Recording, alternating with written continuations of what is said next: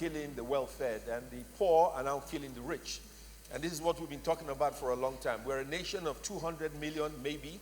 I don't think Nigerians even know the true population of Nigeria. We're not paying attention to the most important part of Nigeria. And let me explain. For our people to be unemployed, to be employed, the economy has to grow at 15% for about 30 years to employ every Nigerian living today.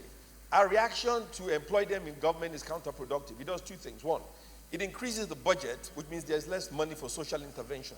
Successive governments in Nigeria have run away from the fundamental issues affecting Nigeria. One, what are population control policies? Does anybody care how many children we have? Does anybody care how many children we ought to have? How many children make up an economy that is truly functional? Nobody cares. So we all talk about the issue, but we avoid what is truly important: population control policies. Now, we don't have to be as draconian as China, where they have a one-child policy, but a one-child policy in China helps stabilize the Chinese economy, and they can grow at 7, 8, 9%. Muslims and Christians will criticize me for my position, but unless this government and all governments have a population control policy, one, we cannot solve the problem. Two, we must spend more money on education. Right now, we have a choice. We either buy books or we buy bombs. We either buy books or we buy bullets. We are buying more bullets, 4 times more bullets than we are buying books. If we don't educate our people, we have to kill them. If you don't kill them, they'll kill you. So you have a choice. Educate them or get killed or kill them. A policy of having a great military, great police force, policing the rich with barbed wire, fence house and bulletproof cars is not the solution to grow the Nigerian economy. To grow the economy and to provide jobs, we must have fewer people. When I was in university, my professor asked us a question.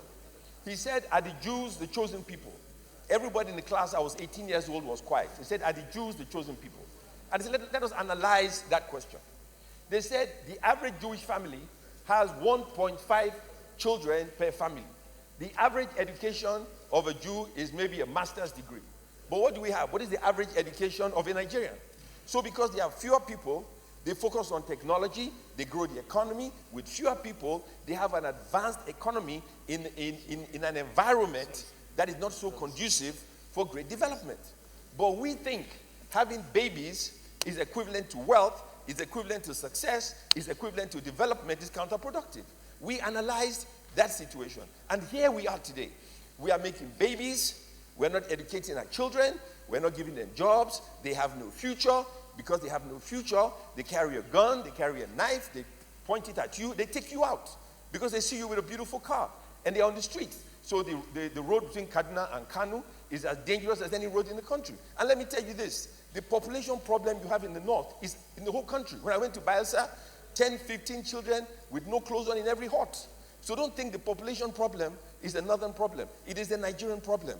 200 million people with no jobs, 20 million kids out of school cannot solve our problem. We are faced with a revolution that is here. Don't talk about the revolution coming. The revolution is here. As you go home today, you will get a phone call. Somebody's been killed. Somebody's been dead. Somebody's been raped. Somebody has been maimed. Because that is the reality of life. Whether you like it or you don't like it, we have to deal with a population control policy. Muslims and Christians and atheists and whatever you call yourself, do not run away from the subject. I know President Babangida was the only president in the history of Nigeria who tried to deal with this issue by saying, yeah, you should have 4 children per family. You can have 10, 20, 30, that is fine.